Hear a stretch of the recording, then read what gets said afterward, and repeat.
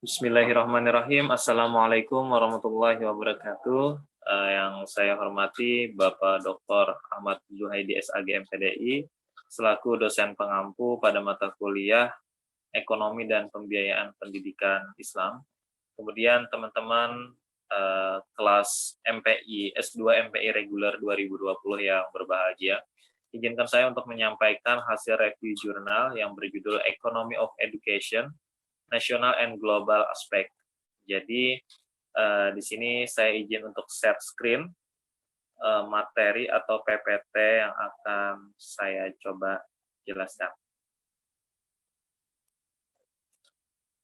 Baik, perkenalkan sebelumnya, nama saya Muhammad Firdaus. Ini saya buat untuk review jurnal dengan judul Economy of Education, National and Global Aspect, atau dengan judul Ekonomi Pendidikan Nasional dan Aspek Global. Nah, untuk hasil reviewnya ini sendiri, pada jurnal ini lebih menjelaskan fokus pada ekonomi nasional pendidikan.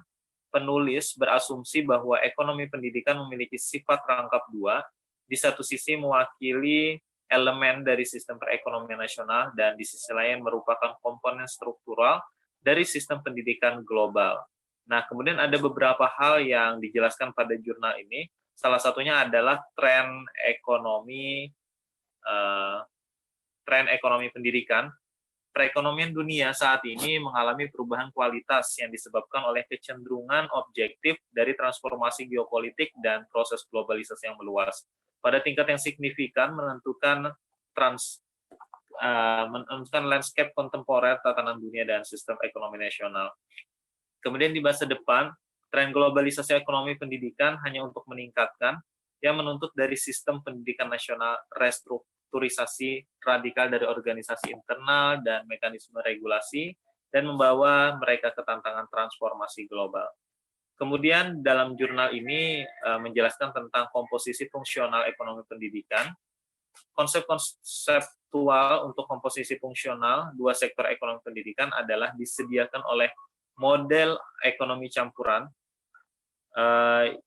Mamedov pada tahun 2001 mengatakan yang menyajikan komposisi ekonomi modern sebagai interaksi antara pasar dan sektor produksi non-pasar.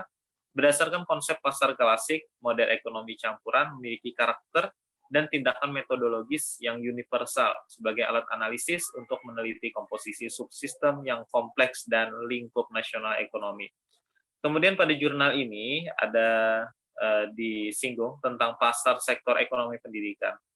Apa itu pasar sektor ekonomi pendidikan? Sektor pasar ekonomi nasional pendidikan diwakili oleh mata pelajaran penawaran, produsen, layanan pendidikan, subjek permintaan, individu, perusahaan, organisasi, kontrol, badan, serta perantara, lembaga, dan struktur sosial yang membantu mempromosikan layanan pendidikan di pasar. Kemudian next, dalam jurnal ini juga sub bahasannya ada sektor non-pasar ekonomi pendidikan. Sektor ekonomi pendidikan non-pasar dalam batas-batas nasional ditentukan oleh dua fungsi utama negara, membiayai lembaga pendidikan dengan mengorbankan sumber anggaran dan menentukan prinsip, metode dan mekanisme organisasi dan regulasi nasional ekonomi pendidikan. Nah, dalam konteks model fungsional, komposisi dua sektor dari ekonomi pendidikan, sektor non-pasar melakukan pembiayaan yang tidak mampu dibayar bagian dari kebutuhan yang secara sosial penting dan sesuai dengan tujuan dan persyaratan nasional pembangunan ekonomi dalam pandangan strategis. Kemudian ada peraturan hukum ekonomi pendidikan, analisis ekonomi pendidikan dalam koordinat komposisi fungsional dua sektornya, memungkinkan menggambarkan fungsi pengaturan hukum oleh negara dalam batas-batas pasar dan sektor non-pasar secara lebih rinci. Rezim hukum nasional dalam regulasi ekonomi pendidikan terbentuk sesuai dengan tujuan dan prioritas yang dinyatakan dalam kebijakan pendidikan negara itu atau itu. Di negara demokrasi manapun, hak asasi manusia adalah nilai tertinggi. Dengan hak atas pendidikan menempati tempat khusus di antara mereka.